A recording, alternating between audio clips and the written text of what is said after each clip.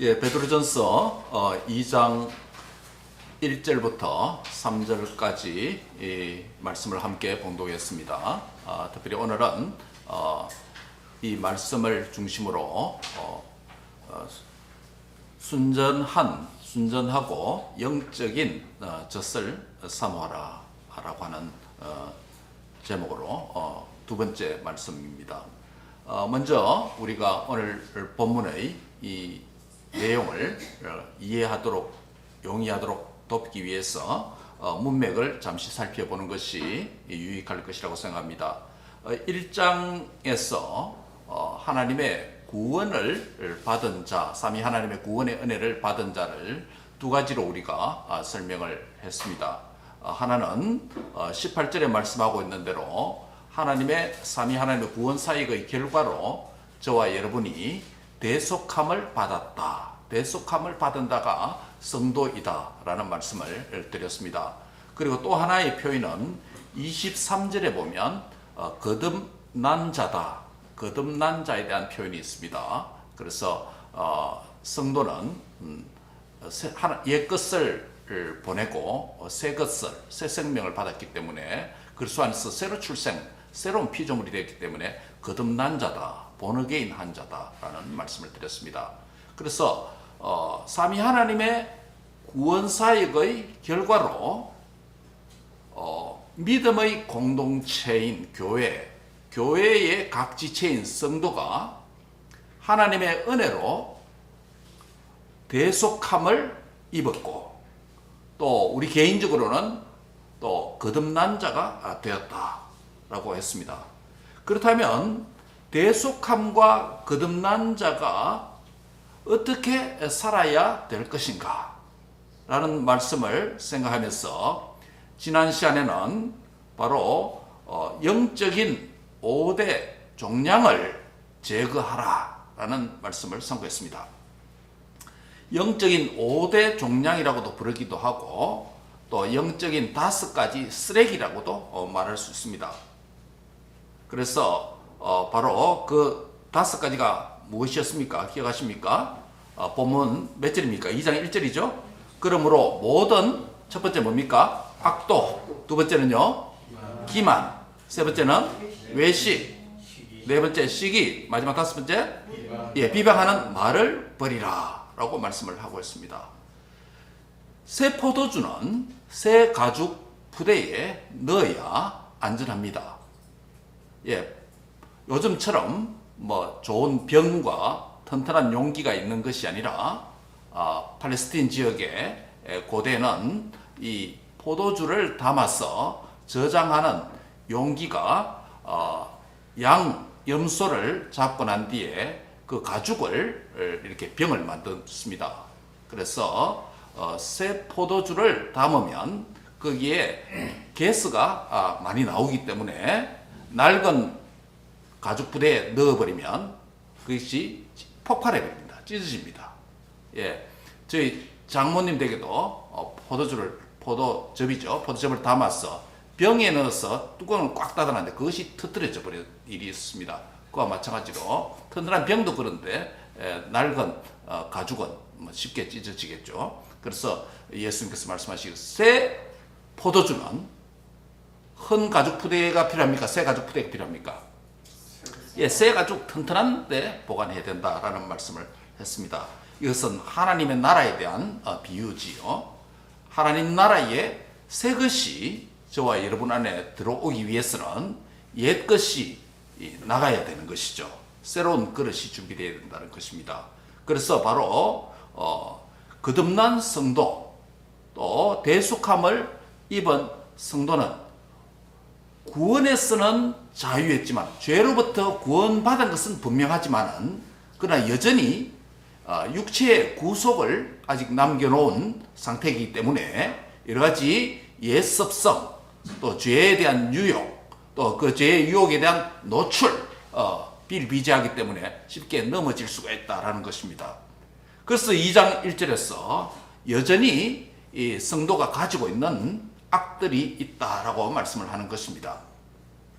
베드로전서는 이미 예수님을 믿는 흩어진 뭡니까? 디아스포라 유대인 그리스도인에게 보낸 자들입니다. 안 믿는 자에게 보낸 게 아니고, 그렇죠? 그렇다면 2장 1절의 말씀도 이미 믿은 자 안에 있는 악독, 기만, 외식, 시기, 비방하는 말, 이 5가지 악독이 있다. 이런 것들을 몰아내고 난 뒤에 새로운 것으로 더 충만해졌다 하는 것을 말씀하고 있습니다. 그래서 지난 시간에는 바로 이 5가지 영적인 5대 종량, 영적인 5가지 쓰레기, 영적인 5가지 선뿌리를 뽑아내자라는 말씀을 드렸던 것입니다. 오늘 이제 이것들을 뽑아낸 다음에 무엇으로 채워야 될 것인가 라는 문제에 대해서 2장 3절의 말씀을 함께 상고하고자 합니다. 확인하는 의미에서 2절을 다 같이 한번 더 읽겠습니다. 2절입니다. 시작. 갓난 아기들 같이 순전하고 신령한 젖을 사모하라. 이는 그것으로 말미암아 너희로 구원의 이르기로 자라게 하려 합니다. 예, 순전하고 신령한 젖을 먹기 위해서 먼저 5가지 제거해야 될 종량, 쓰레기에 대해서 말씀을 1절에서 했습니다. 그런데 여기 2절에서 어떤 단어가 가장 중요할까요? 우리가 함께 지금 읽은 2절에서 어떤 표현이 가장 중요할까요? 갓난 아기들이라는 표현입니까? 아니면 순전이라고 하는 표현입니까? 아니면 신령한이라고 하는 표현일까요? 그렇지 않으면 젖이라고 하는 표현일까요? 아니면 사모하라는 말씀일까요? 어느 표현이 2절에서 가장 중요할까요? 키워드가 될까요? 예, 물론 다 중요합니다. 다 중요합니다. 먼저 2절은 어떻게 시작하느냐 하면 갓난 아기들 같이라고 하는 비유법을 사용합니다. 직유법을 말씀합니다. 여기서 갓난 아기들은 어떤 캐릭터를 가진 자들입니까? 갓난 아기는 이번에 출생한 우리 김 지사님 가정의 케이트와 같이 막 태어난 아기들을 가리키죠. 이 갓 태어난 아기는 어머니의 젖을 사모하는 캐릭터입니다. 안 주면 어떻게 합니까? 울죠. 예, 그게 봐달라는 소리 아니에요. 젖달라는 소리죠. 먹을 것으로는 오직 젖이나 우유에만 관심이 있는 자가 바로 갓난 아기입니다. 그렇다면 여기서 갓난 아기가 순전하고 신령한 것입니까? 아니면 젖이 순전하고 신령한 것입니까? 여기서 젖이 무엇을 은유하는 것인가가 중요합니다. 젖은 바로 하나님의 말씀을 은유적으로 표현하는 것이죠. 모두가 비유법으로 사용했기 때문에 하나하나 따져볼 필요가 있습니다. 젖은 무엇이라고요? 하나님의 말씀을 은유적으로 표현했습니다. 갓난 아기는 무엇입니까? 예수 그리스도를 막 믿은 성도를 가리키는 직유법이죠. 비유법이죠. 1절에서 언급했던 성화의 그리스도인의 비그리스도인 난 그렇지 않니 아니고 이미 믿은 성도의 5가지 성화를 방해하는 5대 쓰레기, 그리스도의 5가지 종량, 썸뿌리, 악독, 기만, 외식, 시기, 비방하는 말, 이것에 대조되는 이 5가지에 대조되는 표현이 무엇입니까? 갓난 아기입니까? 아니면 순전하고 신령한 젖입니까? 예, 젖입니다. 즉 하나님의 말씀이 이 5가지의 그리스도인의 영적인 5대 종량과 반대말입니다. 그렇기 때문에 이 5가지 종량을 제거하고 무엇이 들어온다? 신령한 젖인 하나님의 말씀이 들어와야 된다라는 이야기죠. 이 5가지 썸뿌리를 제거하는 것이 신령한 순전한 젖은 하나님의 말씀을 받기 위한, 사모하기 위한 첫 번째 단계라는 것입니다. 주님을 닮기 원하면서 내 안에서 영적인 쓰레기를 여전히 품고서는 순전하고 신령한 말씀이 내 안에 잘 흘러 들어올 수가 없게 됩니다. 마치 우리 혈관 안에 여러 가지 콜레스테롤이나 여러 가지 찌꺼기가 많이 끼어 있으면 우리 혈관 속에서 피가 잘 순환되지 못하고 막히게 되죠. 심혈관계 또 뇌혈관계에 문제가 생깁니다. 피가 잘 순환되어야 산소와 영양분을 우리 몸의 구석구석까지 모세혈관을 통해서 잘 공급되어서 건강하고 잘 발육된 세포가 되게 하고 또 그것이 전체 조직, 기관이 되어서 몸 전체를 건강하게 세우는 것 아니겠습니까? 원리가 같은 것입니다. 그래서 이 비유법을 사용하는 것입니다.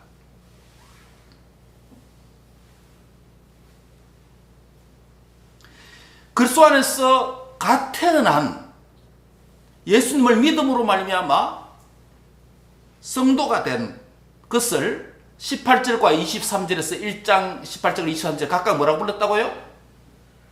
대속함을 받은 자, 거듭난 자라고 했습니다. 그게 오늘 여기 비유에 있는 갓난 아기와 같습니다.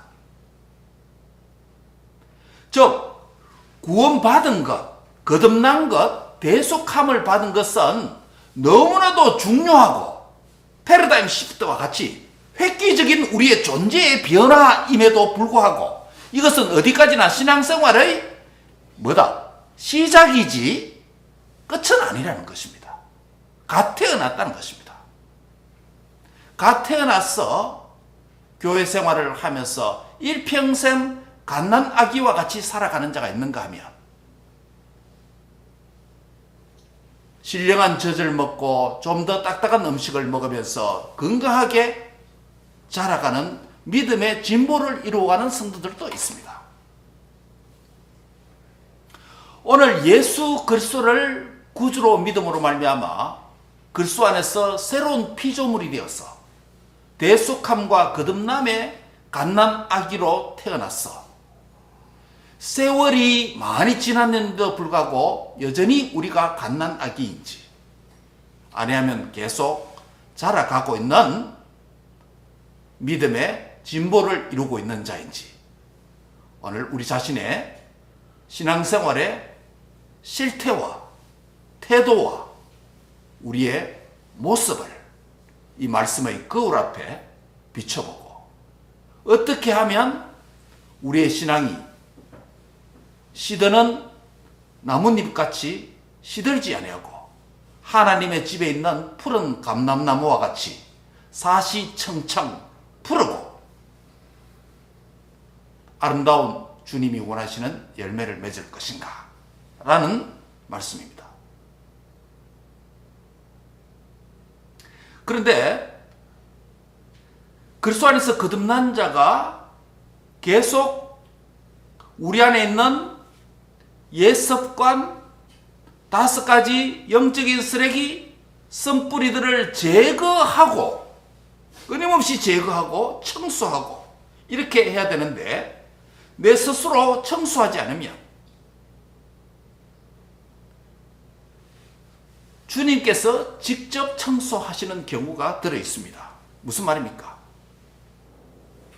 자신의 사랑하는 자녀들이 순전하고 신령한 젖인 하나님의 말씀의 세계 안으로 들어와서 그 말씀을 받아 먹음으로 말미암아 믿음이 자라가고 주님을 닮아가고 복과 은혜를 누릴 수 있도록 하는 것이 하나님의 뜻입니다.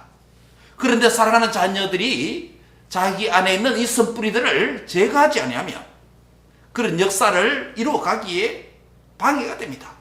그래서 하나님은 강권적으로 자신의 사랑하는 자녀들을 그토록 사랑하시기 때문에 나의 사랑하는 자녀들이 자라가도록 하는 것이 주님의 기쁨, 뜻이기 때문에 우리가 그것을 자발적으로 자의적으로 하지 않으면 하나님께서 강권적으로 역사하십니다. 무엇 때문입니까? 사랑 때문이죠. 사랑 때문이죠. 그래서 하나님께서 강권적으로 청소하시면 때로는 우리에게 시련이 되고 때로 우리에게는 아픔의 상황도 되기도 합니다. 이런 상황이 되어야 우리의 교만한 인생이 하나님 앞에 손을 들기 때문입니다. 이렇게 낮아져야 하나님의 말씀이 비로소 우리 안에 생생하게 신령한 저주로, 순전한 저주로 들어올 수 있기 때문입니다. 그렇지 않으면 그 말씀을 적극적으로 사모하지 아니하고 의지하지 않기 때문입니다. 그게 우리의 딜레마입니다. 우리의 딜레마입니다. 우리의 약함입니다. 그래서 때로 기쁜 시련을 경험한 후에 마치 욥이 말했던 것처럼 내가 죽게 대하여 이전에는 무엇으로 들었다? 귀로 듣기만 하였으나 이제는 무엇을 본다? 눈으로 주의 말씀을 배움나이다. I had heard of you by hearing of the ear, but now my eye sees yours. 전에는 희미하게, 대략적으로, 대충 나의 귀로만, 소문으로만 하나님이 살아계시고 하나님 말씀이 진리인 것 같기도 하고 뭐 이런 비슷한 것도 세상에도 있는 것 같기도 하고 굳이 이 말씀을 내가 안 읽고 순종 안 해도 뭐 별 탈이 없고 이런 희미한 갓난 어린아이 상태에서 자라가지 않는 그런 모습이었는데 5대 쓴뿌리 종량을 제거하고 신령한 젖을 충만하게 사모하고 받아들여야 되는데 이것이 자의적으로 자발적으로 잘 안 되니 하나님께서 개입하셨어. 사랑하는 자녀들에게 영적 생명의 흐름의 관이라고 할 수 있는 그 혈관 안에 있는 끼 있는 온갖 콜레스테롤이나 나쁜 콜레스테롤이나 지방, 찌꺼기, 단백질 찌꺼기 주님이 제거하셨어. 이 신령한 저지라고 하는 이 혈이 잘 소통되도록 하셨어.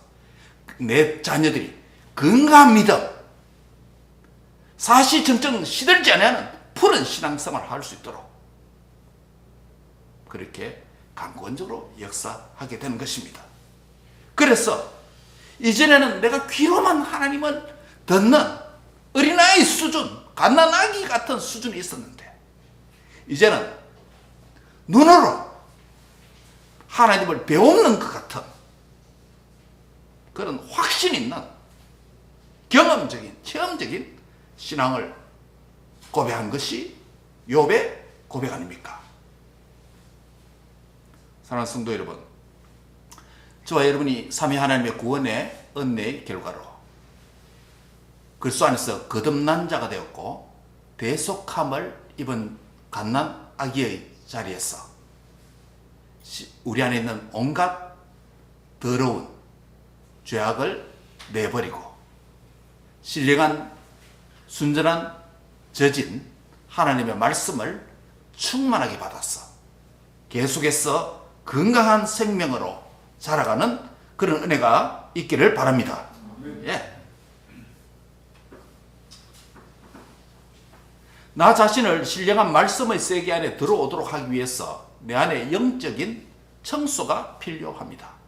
그래서 우리는 우리 자신이 신령한 젖인 하나님의 말씀을 먹기에 적합한 우리의 마음밭인지 늘 살펴보아야 합니다.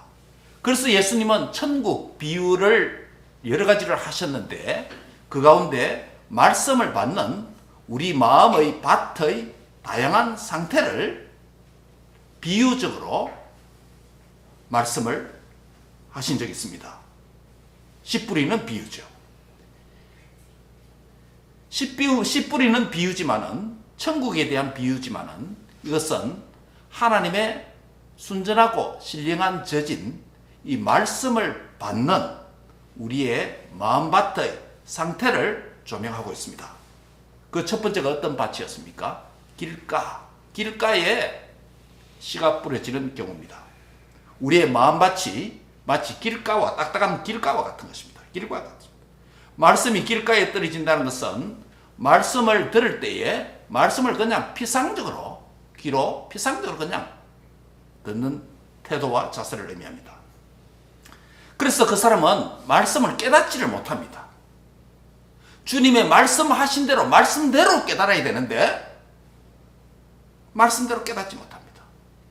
말씀대로 깨닫지 못한 상태는 아무리 좋은 씨앗이 떨어져도 싹을 내지 못하고 자라지 못하고 결국은 악한 자가 와서 마음밭에 뿌려진 그 씨앗을 말씀을 빼앗아 가버립니다.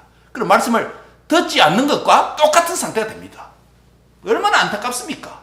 주일마다 와서 말씀을 듣는데 길가와 같은 딱딱한 마음으로 말씀을 받으면 차라리 여기 안 있는 것과 같은 것입니다. 예. 두 번째는 어떤 마음밭입니까? 돌밭과 같은 마음밭이라고 예수님은 비유로 말씀하셨죠. 이것은 말씀을 받을 때에 감정적으로 뜨겁게 받는 것을 의미합니다. 돌밭은 흙이 얕은 상태의 밭입니다. 돌은 딱딱하죠. 그러나 그 위에 먼지나 흙이 조금 있습니다. 그렇죠? 그런데 뿌리가 깊이 내리지 못하죠. 돌밭에 말씀의 씨가 뿌려진 상태는 말씀을 들을 때는 기쁨으로 아멘하며 받습니다.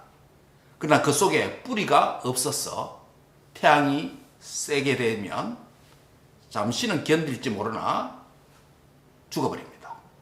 주신 말씀대로 잠시는 순종하면서 살 것 같은데 그 말씀 때문에 손해를 보고 어려움을 겪고 심지어는 환난이나 박해가 일어나면 넘어지는 자가 됩니다. 그러므로 돌밭은 감정적으로만 말씀을 받기 때문에 상황이 어려워지면 그 감정은 수시로 변화되는 거죠. 이 밭도 건강한 마음밭이 아니라고 말씀하죠. 세 번째 밭은 무엇입니까? 가시 떨기 같은 마음밭입니다. 마음속에 제거돼야 될 방해물들이 제거되지 않고 말씀을 받는 상태를 말합니다. 마치 오늘 베드로전서 2장 1절에서 3절에 있는 것처럼 이 5가지 종량, 선뿌리, 쓰레기들을 제거하지 않고 토양을 객토하지 않고 뿌린 상태를 가시떨기 마음밭이다 라고 부릅니다. 예수님은 이것을 어떻게 해석했습니까? 이런 사람은 말씀을 일단 듣습니다. 그런데 마음속에 여러 가지 세상에 대한 염려와 재물의 욕심 때문에 말씀이 뿌리 내리는데 방해를 받아서 결국 이 밭도 결실하지 열매 맺지 못한다라고 예수님이 그렇게 해석을 하셨습니다. 개인적으로 또는 공동체적으로 우리 안에 오랜 기간 동안 자라고 있는 5대 종량 같은 쓰레기 같은 썬뿌리와 같은 영적인 악들을 발견하고 제거하는 일을 말씀과 성령의 조명 안에서 날마다 우리를 살피지 아니하면 이런 열매 맺지 못한 마음밭이 된다라는 것, 적나라하게 예수님의 천국 마음밭의 비유, 씨 뿌리는 비유를 통해서 우리에게 보여준 바가 있습니다. 오랜 기간 동안 땅을 깊이 갈지 않고 그래서 그 밭이 딱딱하게 되고 메마른 땅과 같은 우리의 마음밭이 되어버리는데 이것을 갈아엎어야 된다는 것입니다. 그리할 때 비옥한 토양, 좋은 밭이 될 수가 있습니다. 그리할 때 말씀의 씨앗이 그 좋은 마음밭에 떨어지게 될 때 거기서 뭐가 됩니까? 싹이 나고 순이 올라와서 줄기가 되고 잎이 무성하게 되고 열매가 나서 마침내 30배, 60배, 100배의 복음의 열매를 우리 안에 맺게 되는 것입니다. 이런 상태가 바로 말씀이 나에게 진지하게 들리는 상태입니다. 이런 상태가 될 때 들은 말씀은 내 안에 뿌리를 내리게 되고 예수님을 닮는 성화가 잘 되는 상태라고 할 수 있습니다. 이런 상태가 되는 것이 얼마나 우리가 지상생활을 하면서 큰 복인지 제대로 깨닫는 그런 은혜가 있기를 바랍니다. 우리의 생활을 방해하는 5대 선뿌리를 성령님께서 우리에게 지적해 주셔서 우리 안에 그것들을 발견하는 은혜가 있기를 바랍니다. 나는 말씀을 받는 마음밭이 이 5대 쓰레기가 어떤 것들이 방해하는지 그것들을 제거하고 결단하고 실행하는 은혜가 있기를 바랍니다. 그리고 난 뒤에 해야 될 일이 무엇입니까? 그것이 바로 오늘 우리에게 주시는 말씀입니다. 순전하고 신령한 젖을 사모하라. 한번 같이 하겠습니다. 순전하고 신령한 젖을 사모하라. 2절 상반절 보면 순전하고 신령한 젖을 사모하라 라고 말씀합니다. 이것은 말씀에 대한 간절함, 배고픔을 느끼라는 것입니다. 앞서 말씀드린 대로 순전하고 신령한 젖은 하나님의 말씀에 대한 은유적인 표현이라고 했죠. 하나님의 말씀에 대해서 여러 가지로 표현했습니다. 베드로전서 1장 22절에 보면 말씀을 진리라고 표현했죠. 1장 23절에서는 썩지 아니할 씨라고 했습니다. 이것도 씨라는 표현을 했죠. 그리고 1장 23절에 항상 살아있는 말씀이다. 25절에서는 세세토록 있는 주의 말씀이다. 1장 25절에는 너희에게 전한 복음이다 라고 말씀했습니다.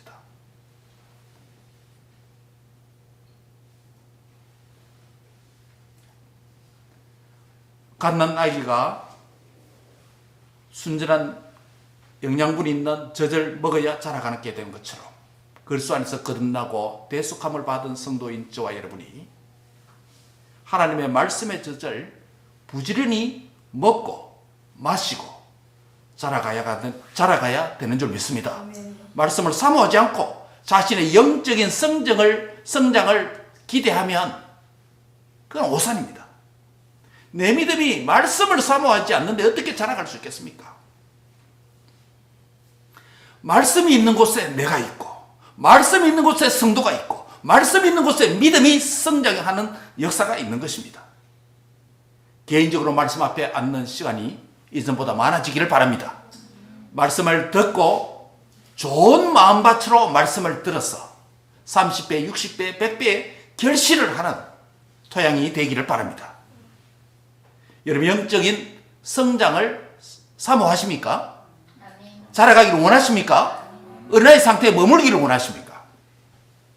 영적인 갓나야에서 영적인 성장으로 영적인 성인으로 자라가기를 다 원합니다. 그렇다면 순전하고 신령한 젖을 사모하는 은혜가 충만케 되기를 바랍니다. 2절 하반절에서는 뭐라고 말합니까? 순전하고 신령한 젖을 통해서 구원에 이르도록 자라가라 라고 권면하고 있습니다.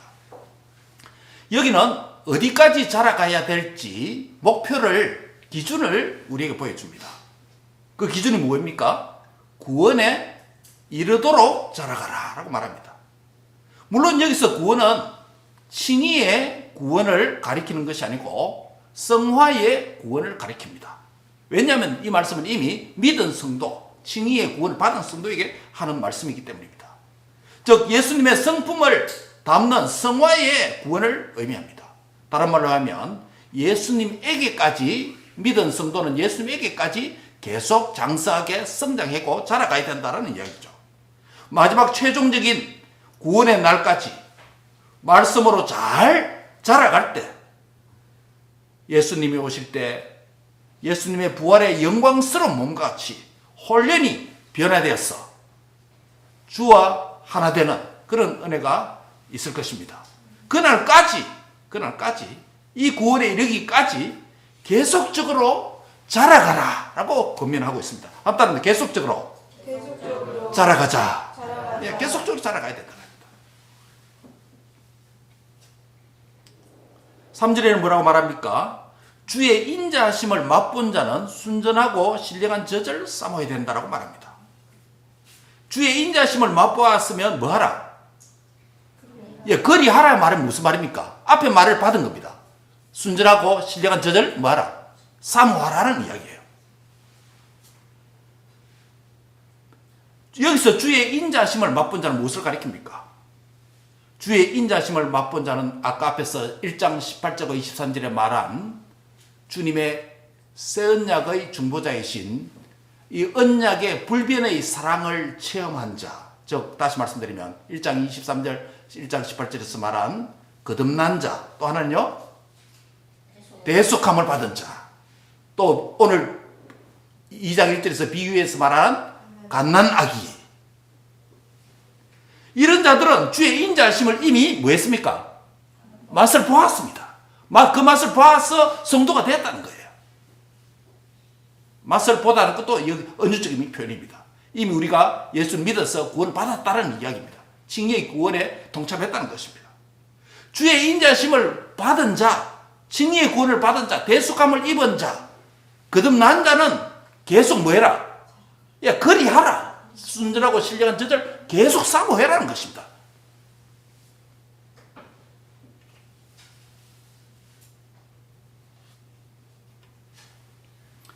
예수님을 믿어서 칭의의 구원을 받은 자, 곧 주의 인자심을 맛본 자는 계속 자라가야 되는데, 계속 자라가기 위해서는 말씀에 대해서, 신령한 저진 이 말씀에 대해서 배고파해야 됩니다. 말씀을 안 보는데도 배고파하지 않으면 문제가 있습니다. 문제가 있습니다. 이런 밥맛이 없으면 어떻게 됩니까? 밥을 앞에 놨고 반찬을 맛있는 반찬을 두었는데 그게 식욕이 땡기지 않는다. 그 무슨 증거예요? 내 몸이 뭐하다? 이 병들어 있다는 증거예요. 건강하지 않다는 이야기입니다.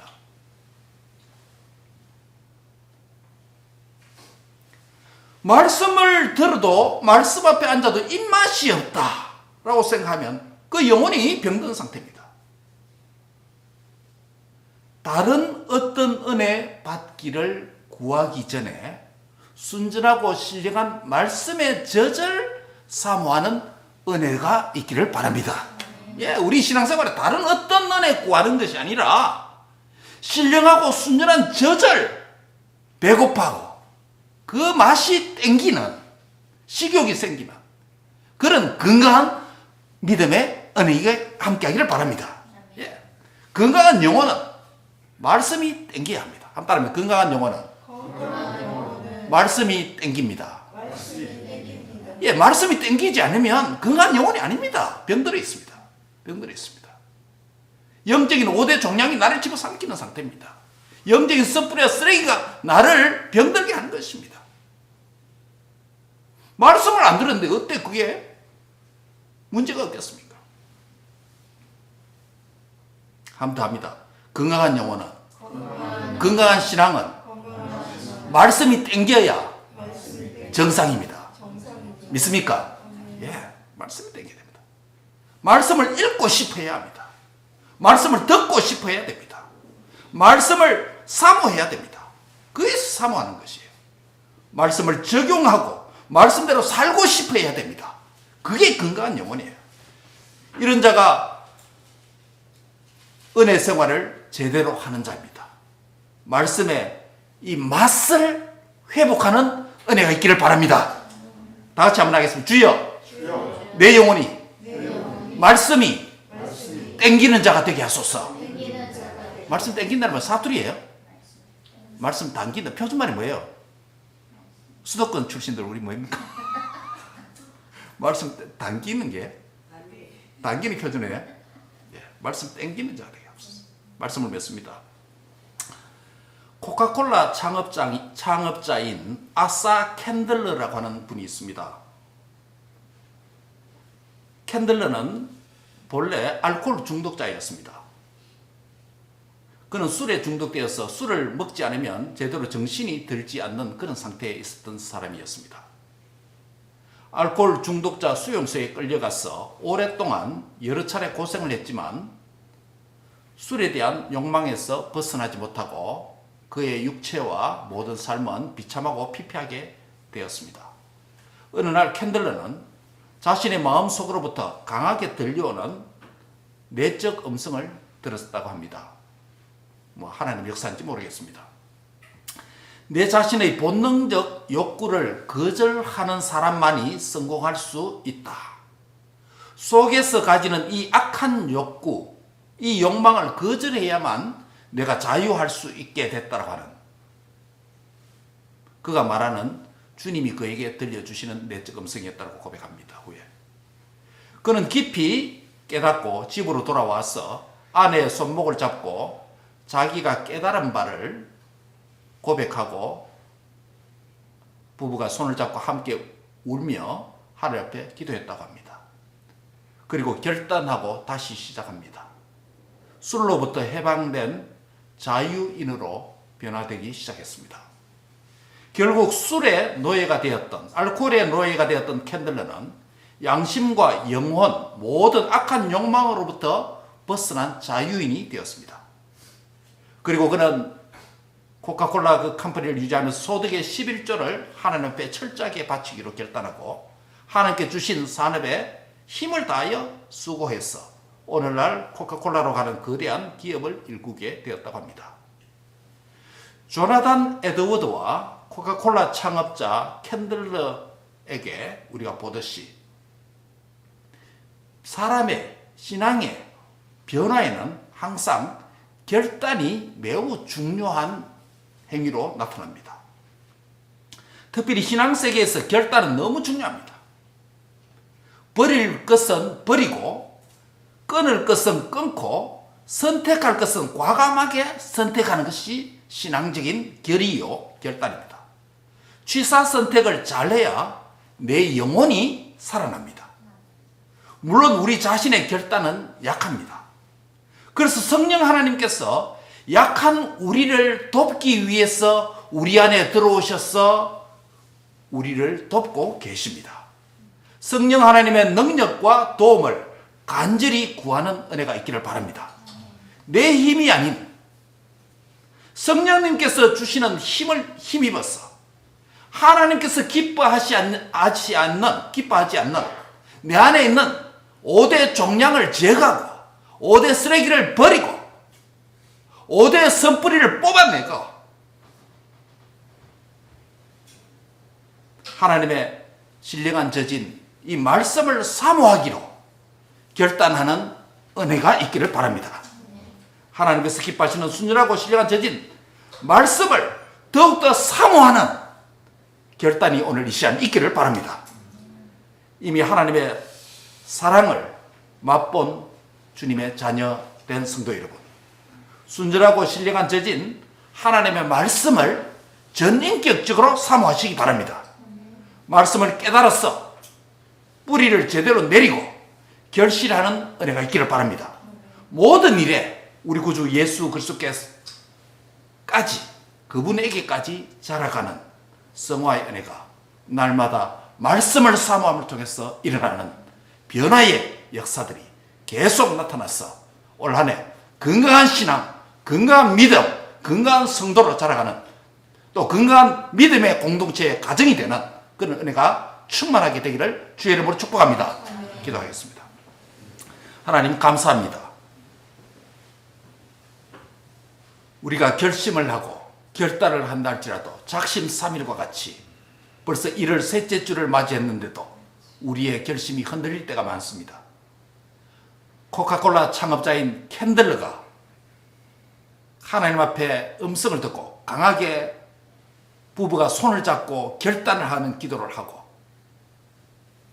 신령한 젖을 먹음으로 변화된 성도가 되었던 것처럼 오늘 우리에게 안에 들어있는 하나님의 인자심을 맛본 거듭난 대속함을 입은 어린아이와 같은 성도이지만 그러나 우리 안에 여전히 5가지 종량과 쓰레기와 선뿌리가 있습니다. 주의 이것을 뽑아내기를 결단하게 해 주옵소서. 그리고 신령한 젖인 말씀을 사모하는 결단을 하게 하여 주시옵소서. 건강한 성도, 건강한 믿음, 건강한 가정, 건강한 교회를 이루어가는 우리 공동체 되도록 주님 축복해 주옵소서. 감사하고 예수님의 이름으로 기도합니다. 아멘.